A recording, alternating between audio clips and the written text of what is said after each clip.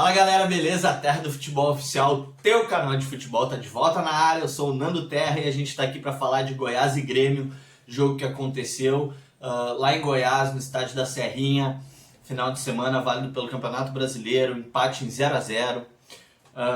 O time do Grêmio fez uma partida bem abaixo do que se esperava. O time do Goiás correspondendo às suas expectativas, que é jogar mal. Até não jogou tão mal em relação a si próprio mesmo, pessoal. Tem várias coisas para ser falado sobre esse jogo. Algumas críticas que eu tenho, que tem que ser feitas ao time do Grêmio, não adianta, ao Renato. Mas da mesma maneira como eu tentei fazer o vídeo da análise do jogo do Inter nesse final de semana, eu vou tentar não me aprofundar tanto taticamente, ser um pouco mais dinâmico, apesar de que o vídeo do Inter não ficou mais curto. Mas ficou uma formatação um pouquinho diferente. Eu espero que vocês gostem, senão a gente volta ao de sempre também. Eu tô aqui testando coisas novas para tentar agradar vocês, tá bom? Antes de mais nada, galera, tu que não tá inscrito aí no canal, tu mesmo aí, é contigo que eu tô falando. Aqui embaixo, ó, se inscreve aqui no canal, deixa teu joinha, tá? Que fortalece muito o canal, é importante pra gente, deixa teu like lá. Também não esquece de compartilhar o vídeo, por favor, no Facebook, no WhatsApp, com os teus amigos. Chama os teus amigos, diz que tem uma resenha boa aqui, traz gente para resenhar conosco aqui, tá bom? Vai ser todo mundo bem-vindo, como sempre. Todas as opiniões são válidas, todas as opiniões são levadas em consideração aqui no canal, tá bom? E assim que terminar, pessoal, tem lá no Instagram, tem além da nossa página, @Terra do Futebol Oficial, que lá tem uns memes, tem umas palhaçadinhas, tem umas prévias aqui dos vídeos que a gente põe aqui, né? Alguns avisos de vez em quando. Segue lá, @Terra do Futebol Oficial. E depois segue @UseLaPegada, @EspaçoRache e @Ateliê_Chama, que são os apoiadores aqui do canal, a galera que tá com a gente acreditando nesse projeto desde o início da caminhada, que tem muita coisa boa para oferecer para vocês, tá bom? Eu garanto, vão lá que vocês vão curtir pra caramba, valeu? Vamos pro jogo então. Lembrando, outra coisa, quando for no Instagram, segue também lá, @ODibreDaVaca. Eu vou colocar para vocês aqui do lado, aqui, ó, a arroba do Dibre da Vaca, os guris com aquela resenha top de sempre. Esse final de semana já tá no ar o episódio lá no Spotify, YouTube, Facebook e o Instagram, como eu falei. Mas vai lá no Spotify, lá, pode baixar o episódio, eu baixo sempre e deixo no meu celular. Pode escutar online, pode escutar ele picotadinho, depois escuta de novo. O importante é tu ir lá porque tem uma resenha de primeira, ficou muito legal no nosso bate-papo esse final de semana. Eu fui de novo convidado para ir lá com os guris, é uma honra, os meninos lá são referências nossas aqui do canal. E o Fernando Eifler, que originalmente é de lá e eu roubei ele aqui para nós, botei aqui no canal pra gente, né? Um jornalista de altíssimo gabarito, que vocês já estão vendo o trabalho dele aí, com toda a qualidade do mundo. Então, e lá tem mais o Rodrigão, tem o Arthur, tem o Denilson, então é sempre um caldeirão de opiniões maravilhosas lá, tá bom? Vou deixar aqui para vocês, então, @ODibreDaVaca no Instagram. Lá, a partir do Instagram, vocês se direcionam para todas as outras redes dos guris lá, que vocês vão curtir pra caramba, não esqueçam. Pessoal, vamos lá então. Eu vou dar rapidinho a escalação que o Grêmio entrou pra gente ter um norte aqui na nossa conversa. Vanderlei, Orejuela, Rodrigues, Kahneman e Cortez. Lucas Silva, Darlan e Matheus Henrique. Luiz Fernando, PP e Diego Churin. Desculpa que eu tava olhando aqui no celular. Pessoal, eu quero falar algumas coisas sobre o jogo do Grêmio que ficou muito aquém ontem. O Grêmio tinha mais de meio time titular, era um misto, não era bem um reserva. E mesmo que fosse um reserva, tinha que ter passado o carro no Lanterna do campeonato. É inadmissível um time da grandeza do Grêmio e que vinha numa toada boa em todas as competições, mas principalmente no Campeonato Brasileiro, né? Vinha ganhando, vinha lá de trás, veio atropelando todo mundo e chegou no bloco de cima. Eu acho que foi muito ruim perder esse resultado, perder a chance de ganhar, né? O jogo foi empate em 0-0, mas perdeu a chance de pontuar mais e de se postular. O líder perdeu nessa rodada e quem ganhou pôde voltar a vislumbrar algumas coisas. O próprio exemplo do Internacional. O Internacional está praticamente junto com o Grêmio. São 9 pontos. Pelo futebol que o Internacional mostra, ele não vai buscar o título. Mas a pontuação mostra que sim, é possível. E tu pode vislumbrar e tu pode sonhar. E o Grêmio, eu acho que passou nesse jogo contra o Goiás, até pelas escolhas do Renato, pelas mexidas, nós vamos falar isso em seguida. Eu acho que ele passa uma mensagem muito clara ao seu torcedor de que novamente ele vai focar nas Copas e fazer o que dá. Não vou dizer que vai largar o brasileiro, porque eu acho que nenhum time larga uma competição, não gosto disso. Mas com certeza vai priorizar as Copas e fazer o que puder ser feito no brasileiro. E eu já cobro desde o início do canal aqui que o futebol gaúcho precisa de um título brasileiro, cara. Mais importante do que qualquer outro título é... vale para Inter, vale para Grêmio, mas estamos aqui falando mais especificamente com o torcedor do Grêmio. O Grêmio precisa de um título brasileiro. O Grêmio merece um título brasileiro para coroar todas essa fase vitoriosa do Grêmio. Ele precisa ser o rei do Brasil também. É uma pena que, ao que parece, o técnico Renato passou uma mensagem bem clara de que não vai ser dessa vez de novo, porque agora vai entornar o caldo em semifinal de duas competições importantes como a Copa do Brasil e a Libertadores.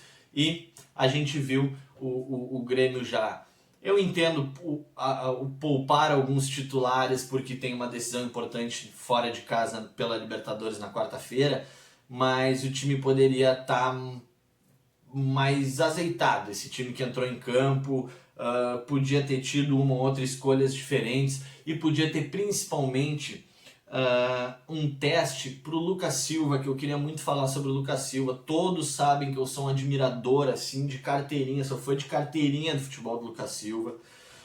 Defendo ele como titular do Grêmio, mas eu quero falar sobre a transformação de Lucas Silva nos últimos 3, 4 jogos do Grêmio. O Lucas Silva era um volante que no Grêmio, originalmente, quando ele foi vendido para o Real Madrid, ele era um segundo volante de chegada, um poder de chegada muito bom, batia muito bem a gol, fazia gols lá no Cruzeiro 2013 e 2014 do bicampeonato. E no Grêmio ele veio como um primeiro volante para ser uma figura de abertura de meio campo, na frente dos zagueiros, para dar aquela proteção que o time do Grêmio buscou em outros volantes, como o Michel. Teve isso no Michel na última vez, que foi embora para Fortaleza no início desse ano passado, agora não me lembro. E pessoal, era a chance perfeita de conseguir essa figura no elenco, mesmo que fosse ser reserva e tal, isso é uma outra discussão. E o Lucas Silva, para mim, fazia isso muito bem, tanto que eu defendia até mais por outras questões que não se referem ao futebol dele, mas também pelo futebol dele, mas pela liberação do Mateuzinho, o crescimento que o Mateuzinho tinha na minha visão jogando ao lado dele. O Lucas Silva não é mais esse jogador, galera. O Lucas Silva fez uma partidaça contra o Goiás, foi um dos poucos jogadores do Grêmio que me chamaram a atenção para dizer, nossa, que baita jogo. Só que o Lucas Silva voltou a ser quem ele sempre foi na carreira. Ele voltou a ser um segundo volante e que ele agora chega mais, porque, por exemplo, Mateuzinho, Darlan e Lucas Silva, quem mais infiltrou, quem mais pegou bola até a ponto de perder gol como perdeu contra o Goiás dentro da área do Goiás, foi o Lucas Silva. Entenderam o que eu estou querendo dizer? Que o Lucas Silva, ele agora está jogando o futebol dos outros meio-campistas do Grêmio. E isso não me agrada muito, porque eu acho que tu fica com mais uma opção da mesma coisa. Não que essa mesma coisa seja ruim, futebol de movimentação, de toque de bola, de infiltração, ótimo, adoro, mas eu acho que um elenco precisa ter outras opções. Por exemplo, eu acho que na quarta-feira contra o Santos pela Libertadores na Vila Belmiro, se não começar jogando, vai entrar em algum momento, quase que certamente, o Lucas Silva, mas com a necessidade de ser o primeiro volante. Se ele entrar jogando na mecânica que jogou contra o Goiás, o Grêmio vai sofrer na quarta-feira. O Lucas Silva fez uma grande partida, mas aonde que o Grêmio vacilou? Ele fez um grande primeiro tempo contra o Goiás, um bom primeiro tempo contra o Goiás, não conseguiu abrir o placar, mas criou algumas chances, parecia que estava ali esperando aquele encaixe final para começar a abrir a torneirinha de gols contra o Goiás, e voltou para o segundo tempo e não encaixou. não achou esse encaixe total. O que aconteceu? O Goiás descobriu que tinham 3 meio-campistas de movimentação no meio-campo do Grêmio, e que quem era para fazer essa função na teoria de dar mais proteção para liberar os outros dois seria o Lucas Silva, e o Lucas Silva era o que estava mais infiltrando na defesa adversária do que Darlan e Matheus Henrique. Matheus Henrique tentou fazer chamar a armação do jogo, a responsabilidade da armação do jogo na ausência do Jean-Pierre. O Pinhares também não estava disponível para esse jogo, nem viajou, né? Então, eu não vou tocar muito o pau no Matheus Henrique, mas achei que ele comprometeu em vários momentos, mas tentando se voluntariar a fazer uma função que não é o talento nato dele. O Darlan, ele é um jogador, como eu sempre falo aqui no canal, ele joga muita bola, ele está jogando muita bola, mas ele faz aquela movimentação perpendicular de lateral a lateral do campo. Ele joga numa faixa que ele avança e recua também, mas ele não dá presença ofensiva, ele não infiltra, ele não aparece dentro da área. Quando ele avança até a intermediária ou à frente da grande área do adversário para continuar fazendo esse movimento aqui por trás dos atacantes, às vezes mais por trás, às vezes mais pela frente. Então o que aconteceu? Quem fazia a infiltração e o elemento surpresa dentro da área do Goiás era o Lucas Silva.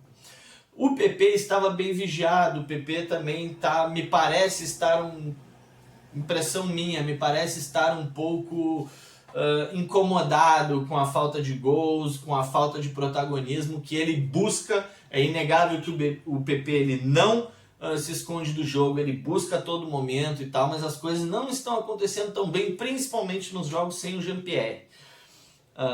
Eu não vou entrar muito em questões de Jean-Pierre, estou falando do jogo sobre o Goiás agora. E o que aconteceu? O Goiás descobriu que tinha uma avenida nas costas dos volantes do Grêmio, em toda essa situação que eu pintei para vocês agora. E foi por ali, pelo meio, que o Goiás achou algumas brechas para levar perigo no segundo tempo, e o Grêmio sofreu em alguns momentos do segundo tempo. Teve chances de gol do Goiás, o Grêmio poderia ter saído derrotado do estádio da Serrinha, né? E eu já acho um absurdo que saia com um empate, ainda mais um empate sem gols. O Grêmio não conseguir marcar contra o pior time do campeonato. Logo o Grêmio, que é o futebol ofensivo, que tem um bom ataque, que tem Diego Churin, para mim foi muito inoperante no jogo, tanto que saiu depois. Achei que daí as trocas do Renato no segundo tempo foram muito ruins, assim, sabe? Botar jogadores que faziam um tempo que não apareciam, como o Patrick, que eu acho bom jogador, gosto muito do Patrick, mas fazia tempo que não aparecia no jogo do Grêmio, e aí aparecer nesse tipo de situação, no segundo tempo, que tá 0-0, fora de casa, com um time que já tá misto e tal, eu acho que isso não ajuda nem ao time, nem ao jogador. Né? Dando o exemplo do Patrick, ele botou o Ferreira também, botou o menino Fabrício, se eu não me engano, mas achei muito mal as trocas do Renato, porque ele tinha a chance de corrigir esta falha e esse buraco na frente dos zagueiros do Grêmio com essas mexidas no segundo tempo, e não o fez. Ele continuou com aquele buraco lá, ele tirou o Mateuzinho, que não estava bem no jogo, ele tirou, se eu não me engano, também o Darlan, foi trocando. Me parecia de novo aquela coisa do Renato sem saco de ler taticamente o jogo, sabe? De olhar, não, só um pouquinho, eu tô com um problema aqui, então eu vou corrigir assim. E não, ele parecia simplesmente que, quem é que eu vou botar hoje? Eu vou botar esse e esse. Ô galera, vamos aí, entra, eu vou tirar esse e aquele. Então, tipo, o Renato me parece que ele bate nesse teto sempre, na minha opinião. O Renato, quando chega a hora dele achar soluções sem ter que desmanchar o que o time já tem, me parece que ele se atrapalha um pouco, sabe? Ele fica sempre devendo nesse momento. Eu acho que ele vai ter que encontrar esse entendimento tático para jogar contra o Santos. Ele tomou um nó tático do Cuca no primeiro jogo. O Cuca já deu mostras do que vai fazer na quarta-feira, que vai fazer algo bem parecido, e com Jean-Pierre ou sem Jean-Pierre, isso é uma outra questão que inclusive rolou um debate bem legal lá no Dibres da Vaca, no Odibres da Vaca, desculpa. Então, galera, eu acho que o Renato vai ter que encontrar muito o entendimento tático do jogo de quarta-feira contra o Santos. Ele vai precisar muito ter as artimanhas táticas para sair das arapucas do Santos, do time do Santos. Então eu espero que consiga, estamos todos aqui torcendo para o Grêmio e que o Grêmio classifique para ser um dos 4 melhores da América novamente, com todos os méritos, mas vai precisar melhorar, vai precisar que o técnico Renato Gaúcho encontre soluções, estude o adversário, porque tem que parar com essa coisa do Renato de achar que o time dele faz o melhor futebol do Brasil, e até o Renato dar entrevista dizendo isso, o Grêmio vinha praticando o melhor futebol do Brasil. O Renato falou e o Grêmio começou a jogar mal. Então, vamos falar menos, Renato, trabalhar mais. Eu já falei isso aqui lá atrás, aqui no canal, dizendo que tu de cabeça baixa e trabalhando, tu é talvez o melhor técnico do Brasil. Agora, quando começa a papagaiar muito, a falar muito, e a gente vê dentro de campo que há um desinteresse pelo jogo em si, não só pela parte tática, que parece que está contando os 90 minutos para acabar de uma vez e ir para casa, assim não dá, cara. Tu é técnico do Grêmio Futebol Porto Alegrense, um clube imortal, um clube imenso, entendeu? E tu tem responsabilidades com esses milhões de torcedores do Grêmio. Então tem que levar as coisas a sério. Galera, concluindo, o Grêmio terminou o segundo tempo também sem conseguir fazer muita coisa, porque as mudanças, como eu estava falando, desconfiguraram o time do Grêmio. Desconfiguraram completamente, e o time do Grêmio sofreu em alguns momentos do segundo tempo, como eu já disse, e não conseguiu levar grandes perigos. Não tem uma bola do Grêmio no jogo inteiro dentro da área do Goiás, uma infiltração do PP, do Ferreira ou de qualquer outro tocando bola, concluindo dentro da área, e o goleiro tirou e a bola pegou na trave. Não tem. O time do Grêmio foi inoperante contra o Goiás. E sofreu sim. Foram lances isolados do Goiás? Foi, mas era uma bola isolada ter entrado, e eu estava aqui contando outra história de uma derrota gremista agora. Então, vamos se ligar, Grêmio, que quarta-feira tem decisão. Valeu, essa aí foi nossa análise. Deixe seus comentários aí, não esquece de se inscrever também no canal. Grande abraço para todos, boa semana, fui!